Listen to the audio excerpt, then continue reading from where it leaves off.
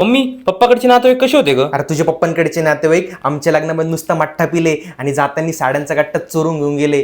त्या लोकांची लग्नामध्ये अक्षरशः काडीची मदत नाही, उलट काड्या लावून गेले. अरे त्या हरामखोरांनी लग्नातले सगळे आहेर बाहेरच्या बाहेरच गायब केले रे. एखाद्या मूळव्याधाच्या पेशंटला जेवढा त्रास होत नसेल ना, त्याच्यापेक्षा जास्त त्रास मी या लोकांचा सहन केलाय. ज्या दिवशी माझा सासूरवास सुरू झाला ना, त्या दिवशी मी विषारी घास घ्यायला पाहिजे होता. आणि तुझा काका तर पक्का गुंडा आहे रे. माझ्या लग्नाच्या वेळेस माझ्या वडिलांकडे हुंडा मागत होता आणि माझ्या सगळ्या नणंद माझ्यावर दात खाऊन असतात.